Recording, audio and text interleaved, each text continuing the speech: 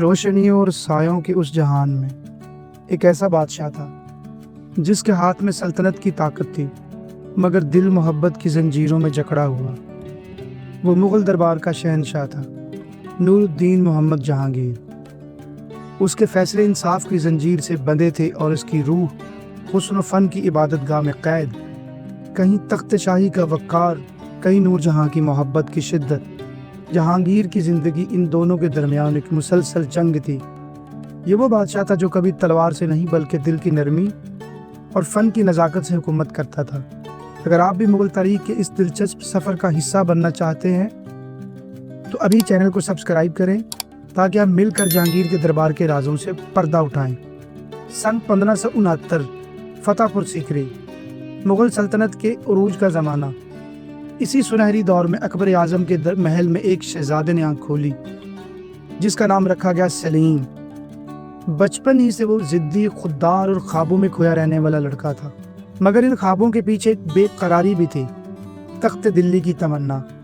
اکبر چاہتا تھا کہ سلیم صبر اور تدبر سیکھے، لیکن شہزادہ اپنی راہ خود چننے پر مصر تھا۔ یہی اختلاف باپ بیٹے کے درمیان پہلی دراڑ بن گیا۔ کئی برس بعد جب اس نے بغاوت کی تو اکبر کا دل ٹوٹ گیا، مگر وقت نے زخم بھر دیے اور صلح ہوئی۔ 1605 میں جب اکبر دنیا سے رخصت ہوا تو سلیم تخت شاہی پر بیٹھا اور خود کو کہا نور الدین محمد جہانگیر، یعنی ایمان کا نور، دنیا کی فاتح۔ جہانگیر کی تخت نشینی کے ساتھ ہی مغل دربار میں ایک نیا عہد شروع ہوا، انصاف، فن اور نرمی کا عہد۔ اس نے اعلان کیا کہ اس کی سلطنت میں ہر مظلوم کو انصاف ملے گا، چاہے وہ بادشاہ کے دروازے پر آ کر زنجیر ہی کیوں نہ ہلائے۔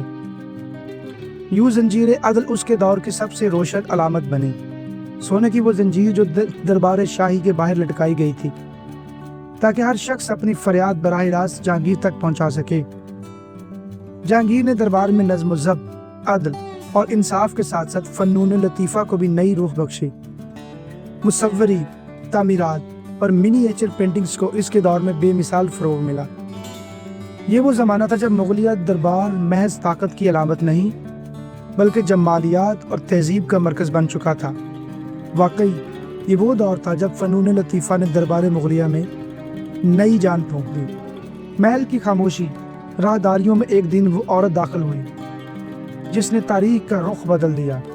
مہر النساء، اکبر کے دربار میں ایک عام بیوہ، مگر حسن، عقل اور تدبر کی ایسی مثال کہ شہنشاہ جہانگیر بھی اس کے سیر سے بچ نہ سکا۔ جلد ہی وہ نور جہاں کہلائی، وہ روشنی جس نے نہ صرف بادشاہ کے دل بلکہ پورے دربار کو اپنی گرفت میں لے لیا۔ جہانگیر کی کمزور صحت اور بڑھتی وابستگی نے نور جہاں کو حقیقی اقتدار تک پہنچا دیا۔ فرمان اس کے نام سے جاری ہونے لگے، سکے اس کے مہر سے ڈھلنے لگے اور دربار کے فیصلوں پر اس کا اثر غالب ہونے لگا۔ مگر اس طاقت کے ساتھ ساتھ سازشیں بھی جنم لینے لگیں، شہزادوں میں رقابت، امیروں میں حسد اور سلطنت میں بے چینی۔ یوں کہا جانے لگا جہاں نور جہاں تھی وہاں جہانگیر صرف ایک سایہ بن گیا۔ جہانگیر کے اقتدار کا سورج ابھی پوری طرح چمکا بھی نہ تھا کہ بغاوتوں کے بادل اس کے افق پر چھانے لگے۔ سب سے پہلے اس کے اپنے بیٹے شہزادہ خسرو نے علم بغاوت بلند کیا۔ ایک بیٹا جو باپ کے تاج کا حقدار بننا چاہتا تھا۔ خسرو کی شکست نے جہانگیر کے دل پر گہرا زخم چھوڑا، مگر سلطنت کا نظام سنبھل گیا۔ مگر یہ سکون زیادہ دیر تک قائم نہ رہ سکا۔ ایک اور شہزادہ خرم جو بعد میں شاہ جہاں کہلایا، اپنی فتوحات کے خواب دیکھنے لگا۔ دوسری جانب دکن اور قندھار کی مہمات نے خزانہ اور فوج دونوں کو کمزور کر دیا۔ دربار میں سیاسی سازشیں، صوبوں میں بغاوتیں اور سرحدوں پر خطرات بڑھنے لگے۔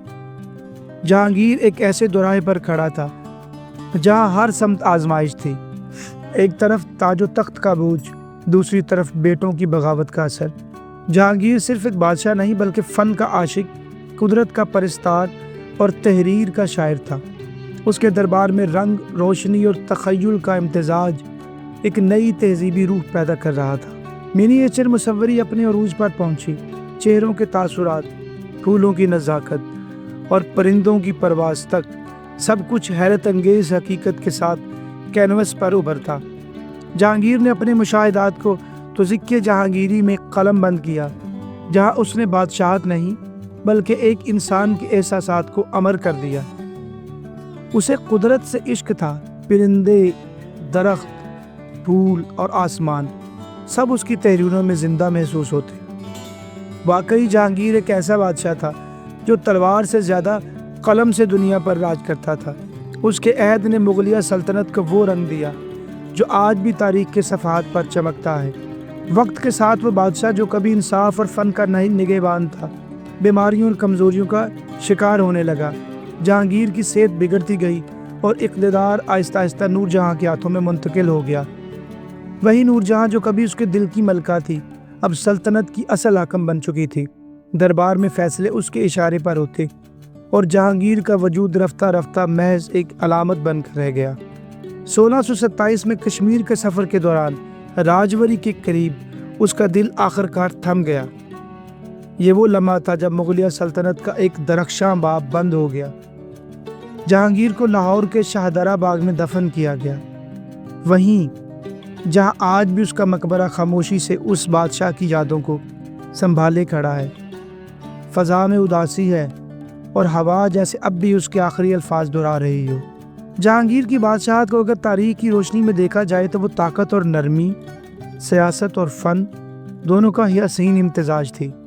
وہ اکبر کی وسعت نظر اور شاہ جہاں کی جمال پرستی کے درمیان ایک پل کی مانند نظر آتا ہے۔ جہانگیر نے سلطنت کو جنگوں سے نہیں بلکہ انصاف، فن اور احساس کے ذریعے مضبوط کیا۔ مورخین کہتے ہیں کہ اس کے دور میں مغلیہ تہذیب نے اپنی روح کو پہچانا۔ عدالت میں عدل تھا، محلوں میں محبت اور گیلریوں میں مصوری کے رنگ۔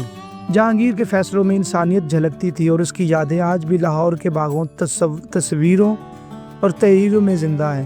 واقعی جہانگیر کی بادشاہت ایک ایسے خواب کی مانند تھی جو فن، محبت اور انصاف کے رنگوں سے بھرا ہوا تھا۔ ایک ایسا خواب جو وقت کے پردوں میں چھپ کر بھی کبھی ماند نہیں پڑا۔ جہانگیر صرف ایک بادشاہ نہیں بلکہ ایک انسان بھی تھا جس کے دل میں انصاف، محبت اور فن کی گہری قدر تھی۔ اس نے سلطنت کی طاقت کو کبھی خود غرضی کے لیے استعمال نہیں کیا بلکہ اسے عوام کی فلاح اور تہذیب کی بقا کے لیے بروئے کار لایا۔